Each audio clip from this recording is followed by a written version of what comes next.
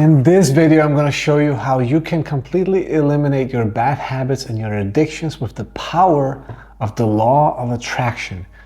You've probably heard of the law of attraction used to attract things to you. However, did you know that you can also use the same principles, the same law, in order for you to let go of things that are holding you back from living a life of freedom and abundance, which is most often the case. It is actually not that we need to add things to us in order to complete ourselves. More often than not, I would say in the vast majority of the cases I see when I'm coaching people, is that it's a question of removal. What do we need to remove from your life in order for you to just naturally be that perfect version of yourself that you really dream about becoming? What is that is holding you back? Is it addictions? Is it bad habits? Or is it maybe some negative beliefs that you're carrying around in your mind all the time?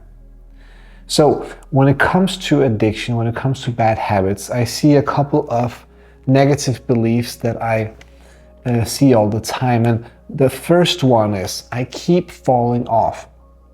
Now, when you say that to yourself, even if you feel like you're just confirming a factual statement, what you're doing is you're just reinforcing this idea to become even stronger. The chance of you actually going through and staying sober is significantly diminished every time you say to yourself, I keep falling off, I keep failing. So we're going to talk about how you can turn these negative beliefs into positive opposites. But for now, let's just become aware of the negative beliefs we have. So another negative belief that I see a lot is that quitting is so hard, right? If you say that something is hard, it is going to be hard. Like, that's just how it is. If you say that it's going to be easy enough times and you really embody that feeling and you truly believe that it is going to be easy, it is going to be easy. That's why Allen Carr's method, or another reason why Allen Carr's method is so successful, is because he talks continuously about how easy it is to let go of caffeine, of smoking, of alcohol, whatever it is. It's easy because the moment you let go of something harmful, your life improves day by day. So you need to really investigate this belief if you feel like quitting something is hard. Where does it come from? To my surprise, I found that this whole narrative about believing that something is hard actually stems from pride. So a part of us wants the journey to be difficult and hard so that when we overcome it, we can go out to the world and even to ourselves, say, you know what, I overcame this, I did something meaningful. I became significant the moment I overcame this huge dragon. But what if it was easy? Well, then you wouldn't have that story to go along with that. If it was easy, no one would care. You wouldn't feel that pride. So investigate this belief. Where is it coming from in you? Why would you believe that it's hard? And why not believe that it's easy instead? So another one is the withdrawals are just too devastating, right? So the withdrawals, whatever it is that you're going through, there is going to be a period of withdrawals. Now, if that uncomfort is not worth the effort, if the squeeze is not worth the juice, so to say, go back and ask yourself, why did you decide to quit this to begin with? Maybe your reasoning is not strong enough. Maybe there's something that you're not addressing when it comes to these withdrawals. Are you really talking about the withdrawals themselves, the physical sensations in the body? Or are you talking about the psychological baggage that comes along with all that? Because those two are very different things. The psychological baggage, thinking and projecting yourself into a future and thinking that it's going to be so hard and it's going to stay like this forever and it's never going to get better.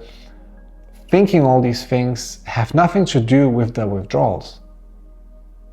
It's all mind-made. What about the withdrawals themselves? Is it really that uncomfortable that you can't go through it? Or is it the fear and the doubt that comes along with that discomfort that you are really feeling devastated by?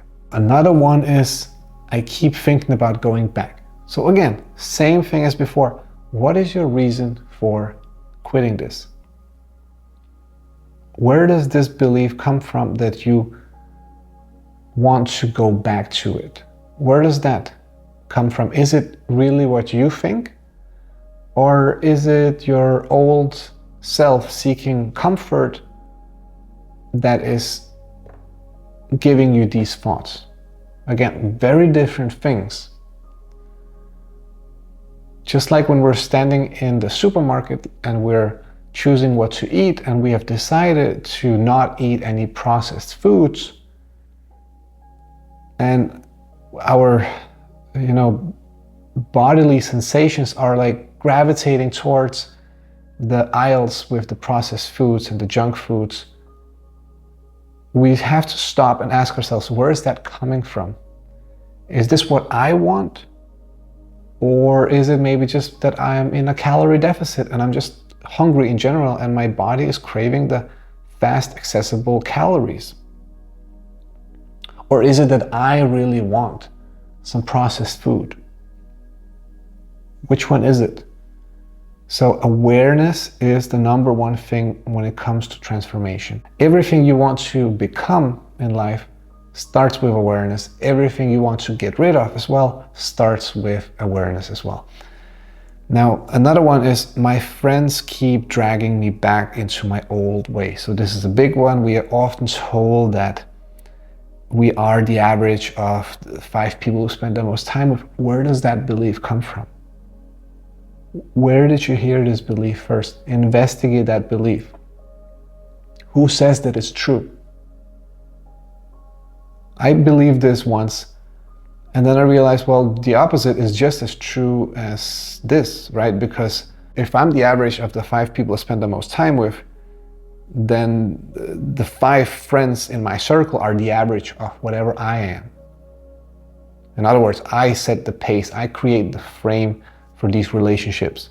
If they becoming drug addicts turns me into a drug addict, then me being sober turns them sober as well. So you see, every single belief has an equal opposite that is just as true as the negative belief as well.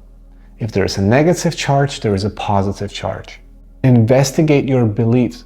Realize that they didn't come along with you into this human incarnation. They were not there to begin with. They were added onto you temporarily. And just as easily as they could be added onto you, just as easily you can just completely let go of them and let them dissipate into the nothingness again, because they are not real. Beliefs are ultimately not real because we can change them. If we can change something from negative to positive and back again 10 times in a day, it's not real. It's not the truth. And there might not be a truth, but that's not the point. The point is that all these negative beliefs are not serving you. So it's not a question of changing your beliefs from negative to positive. It's about changing your own internal charge from negative to positive, but not in a way where you say, okay, I'm gonna be positive. No, you're just gonna let go of everything that is not serving you by becoming aware of yourself, becoming aware of the feelings and the sensations that are going inside of you. You're sitting in a theater, you're putting up this title called, whatever it is. Maybe you want to overcome a drug addiction. Maybe you want to overcome your laziness. Maybe you want to overcome low confidence or a certain fear that you have for something. Or maybe you want to overcome your procrastination, or just realize, where is that coming from? You just want to find out. Whatever it is, just put that word up on your mental screen. Imagine you're sitting in a theater and just see what comes up. What are the emotions? What are the beliefs? What is the thinking that is coming up when you put that in the forefront of your mind? You might realize there's a lot of negativity attached to that thing. A lot of doubt. A lot of chaotic thinking. a lot of chaos, being very dualistic in the way you see things. Oh, it could be this, it could also be that. That uncertainty, doubt. Realize that that uncertainty, the dualistic thinking, comes from doubt. And take a step deeper. Every time there is something that you don't understand or something that brings you uncomfort, investigate it. Bring awareness to that thing. Where is the doubt coming from? Okay, it comes from this old self that is just repeating these things. And what is that trying to do? It's trying to keep you safe. It's trying to keep you in the familiar. It's trying to make you stay the same as you've always been. So let's take a very practical example. It could be anything but caffeine, for example. Ask yourself, what are the beliefs that you hold about caffeine? Maybe you currently believe that caffeine is very helpful for you on days when you're very tired and you need to perform at a very high level. And at the same time, you're trying to quit. And you don't believe that it's good to you to consume on a daily basis. Now, you have a conflict. If that's the case, you realize, okay, you have two beliefs that are contradicting each other. Because how can you let go of something on a daily basis and then still enjoy it on an occasional basis? And who is to determine when that occasional basis is justified? This is where the doubtful mind has a lot of fuel to work with. Because it's a very, very gray area. You say occasional basis when I'm kind of tired. Okay, well, that could be any day of the month. So what is it that you really want? Do you want to drink caffeine occasionally? Or do you want to let go of it because it's not serving you? Which one is it? And is it possible for you to indulge occasionally? What happens when you do that? Can you get away with it? Let's not look at what other addicts are saying about these things. About occasionally indulging in the thing you were addicted to. Because you're going to get a very one-sided answer. What is true for you? Always focus on yourself. You're the only one here for this journey. You're the only one who can help yourself. No one is coming to help you. It's only you, so you have to make these decisions. You have to come to this understanding and this knowledge. Until that knowledge becomes solidified inside of you. You have to really know it to your bone, who you are. And you can only really get there by bringing awareness into your beliefs and unloading, unpacking all these things. Most people, they don't believe they're worthy of doing certain things. They don't believe they have what it takes to achieve success in this world, or to find love, or to become rich, or to maybe let go of their addictions. That it takes a certain character to get there. Is that the case for you? You don't believe you're worthy. Now, where does that come from? And again, there is a fine line where we choose to say, okay, this is enough mental masturbation. We're not going into psychotherapy here, because ultimately that is just mental masturbation. Ultimately, that is just looking for answers that are not there. Because at the core of all these negative things is this little entity called doubt and fear and uncertainty. It's like a little black hole that exists inside of you, and it's always going to be there. You're never going to run from it. So it doesn't matter ultimately if your negative beliefs stem from your teenage years or your childhood or from your past life. None of that matters ultimately, because that little entity is always inside of you. There's always going to be that fear, doubt, and uncertainty, regardless of what you do in life. In fact, that is actually how you measure your own success. You should feel that, and you should overcome that every single day. Every single day you choose to get out of your comfort zone. What does that mean? It means that you have that doubt, you have that fear and uncertainty, that is telling you to do things the safe way, but you choose to ignore it and you do it your way anyway. That's where you feel the most alive. That's where that authentic nature really gets to shine. That's where you become familiar with who you really are. The only way to become familiar with who you are is by having a clear understanding of who you are not. By going against this negativity and the fear and the uncertainty, you are becoming familiar with your authentic nature through this process of separation from the negativity. You shift to a completely new paradigm where things start working out your way. You experience synchronicities. You experience way higher abundance. You experience better things in your life. You experience better health. Everything just increases in joy and you feel more gratitude, and everything just becomes so much better when you make that shift to your authentic self.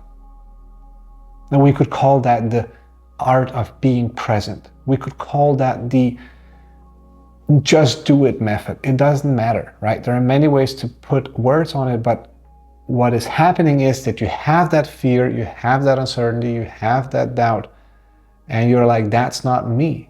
I know that's not me. I looked into these beliefs. They're changing all the time. I'm not changing, so it must mean that they are not true, right?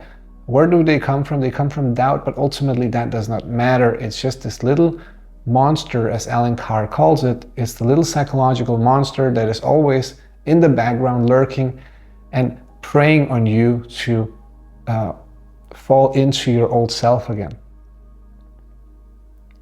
Its mission is to keep you safe. It's doing the best it can at keeping you safe. It's using all the tactics in the book, projecting fear into the future, creating doubt inside of you, creating different physical sensations even. Using your creative power to create images of indulgence that are beyond what you've experienced before. Using your past against you to find those perfect memories of you indulging in your bad addictions and your cravings and this sense of comfort, and then making you feel nostalgic about all those things. So again, we can investigate how these mechanisms work until the end of our days, and we will not know any more than we do today.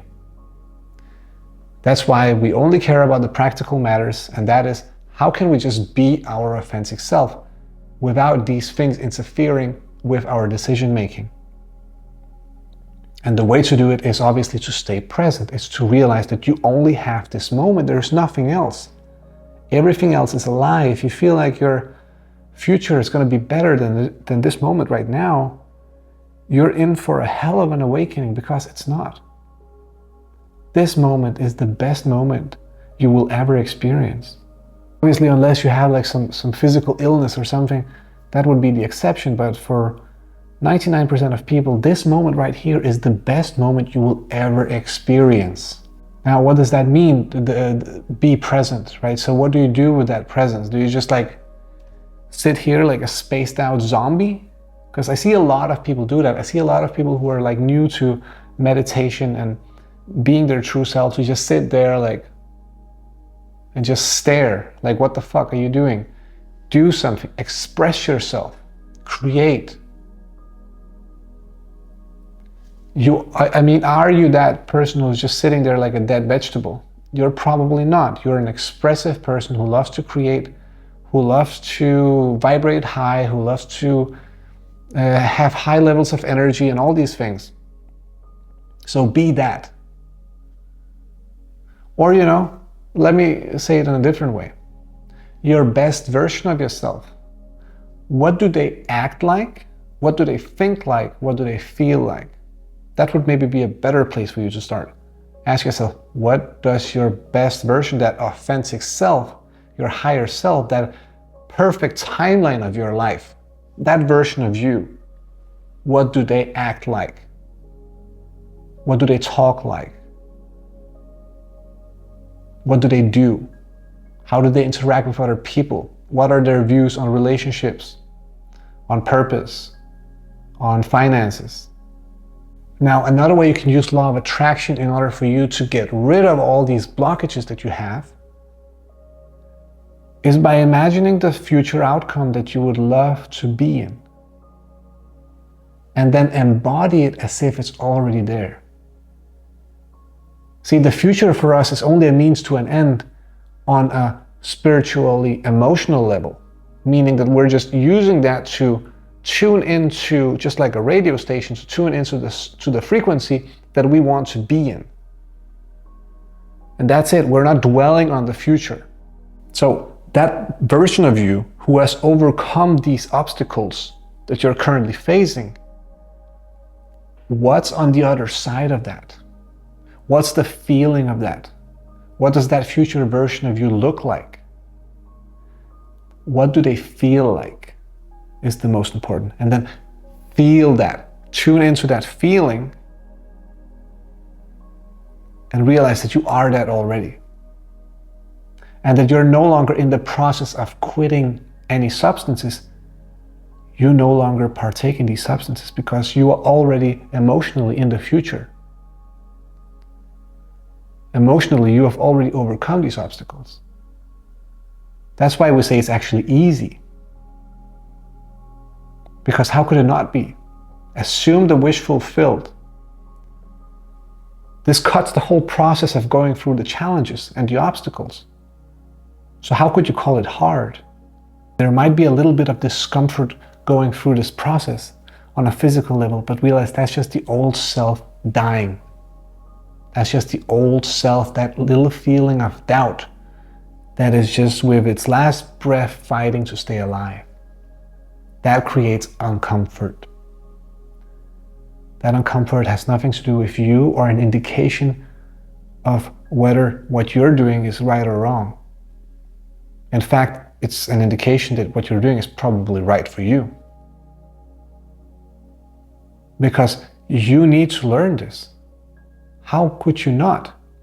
You need to learn what your real authentic self is. The only way you can do that is by figuring out what you're not. So you have to become familiar with both. You have to become familiar with this entity of doubt, fear, and uncertainty. Just like if you're raised with a certain vibration of people, and that's the only type of people you've seen in your whole life, and then suddenly you find someone who is vibrating way higher than everyone you've ever met. Now suddenly you have someone to compare all these other people to, and you can now make the choice. Are you more like that, or are you more like everyone else? But until you have that visual representation of what that would be like, you don't have anything to go by. You don't even know that there is another option. You don't even know that there are higher frequencies, higher vibrations out there.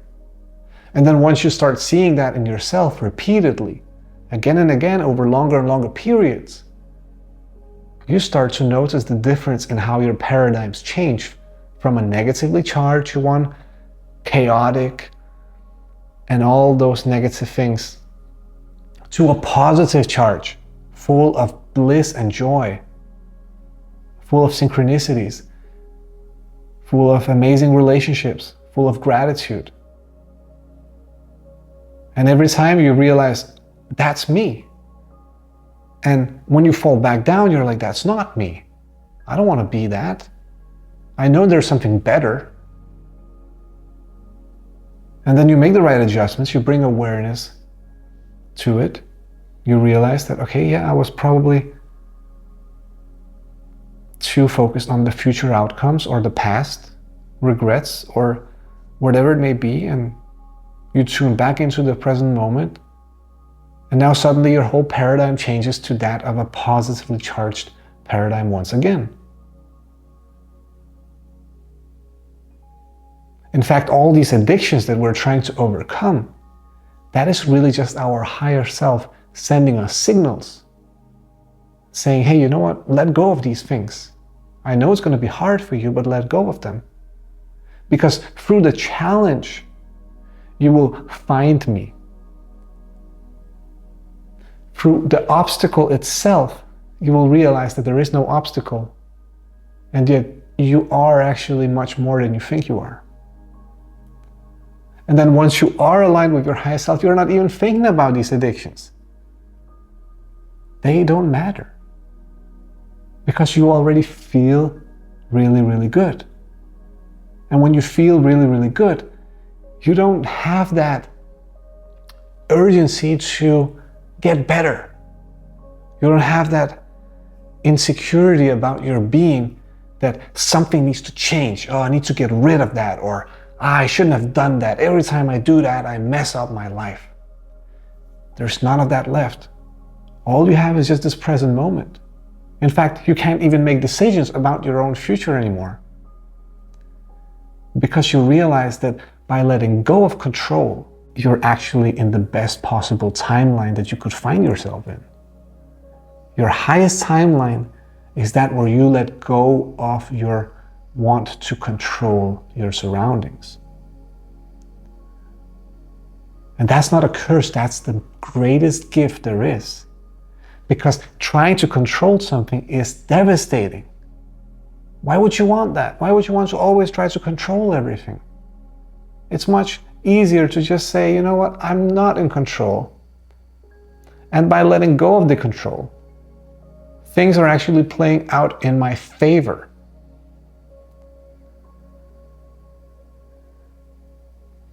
The only thing you have to worry about is your state of being. Are you currently in a paradigm of love and prosperity and gratitude? Or are you in a paradigm of scarcity and fear and lack? That's the only question you need to ask yourself whenever you don't really like what you're feeling or thinking.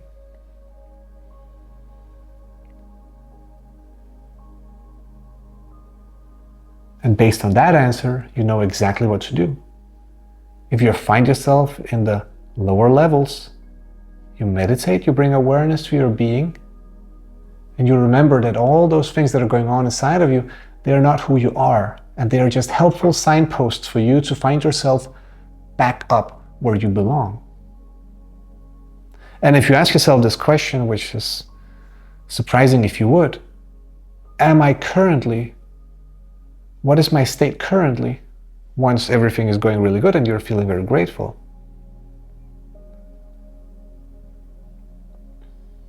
You might find that there is no answer because you've relinquished the mind. And instead you find inspiration to maybe pursue your creative passions or share all this love and energy with other people, not because you need them, not because you need other people, not because you need love and affection from other people, but because you want to give. You want to share. So the equivalent workaround of this would be to give rather than receive, to focus on giving. Give whatever it is that you want yourself. If you want more love, give more love. If you want more freedom, give other people ways to have more freedom in their lives. Gratitude is not a workaround. Be grateful for the little trials that you have of the big things you want. So if you want more money, more freedom, become grateful for the little freedom that you currently have. If you want more love in your life, become grateful for the little love that you have. Then that grows stronger. And suddenly you find yourself back into this paradigm where everything is just something to be grateful for and the freedom is unlimited. And your potential to create in this world is unlimited. So what more could you wish for? What more could you want? Why would you even want things like having 100% control over your life when things are already the best they could possibly be?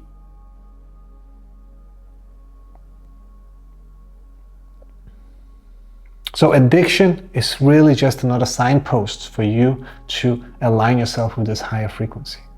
And from here, it probably doesn't even matter what substances you take part in and which ones you don't. But what does matter is inconsistency. is hypocrisy. It's not being impeccable to your own words. So if you say that something is harming you and you really believe that, and you keep taking part in these substances, you're creating that tension and that uncertainty, and you're aligning yourself with the lower levels. You become that doubtful, scared, fearful entity. And then you cannot be in the higher paradigm. But if you really believe in your heart, and you really know that insert addiction is good for you, right? Then there would be no problem, there would be no impulse to change things. And it would not be a hindrance for you to step into this higher paradigm. And the problem is, people, they are not sure, right? That's why we start by bringing awareness to this whole thing and unpacking all these beliefs we have about certain things, so that we can clearly understand, what do I think and feel, and what is just coming out of fear, uncertainty, and doubt. This little entity that is working completely autonomously without me being able to influence it in any way. Its only job is to kick me out of the present moment. And the good thing is, if your intentions are pure about this thing that you want to overcome, it will happen, and it will happen in an effortless way, because your whole spiritual and your whole emotional being is going to be aligned with you on the same mission. If you want to get a six-pack because you want to become more healthy so that you can do more of the things you love and be more inspired and creative and grateful, it will happen. But if you want a six-pack because you crave validation, it's not going to happen, right? Because you're going to have that battle with the fear and uncertainty and the doubt, because your motivation comes from that. It doesn't come from you. You don't seek validation. You are not needy. It's just that entity inside of you that is. So you absolutely need to find out, why is it that you want the things you want? Write down your wants and write down all the beliefs you have about them. Where are they coming from? Are they even yours to begin with? Is it really what you want, or is it that you're seeking something else and you just lack the awareness to understand it? Maybe you're seeking certain feelings that you're not getting, and ultimately you're always seeking the same thing. You're just seeking to come back into this higher paradigm. Every single longing, every single seeking is just you trying to find your way back into yourself, into your true self.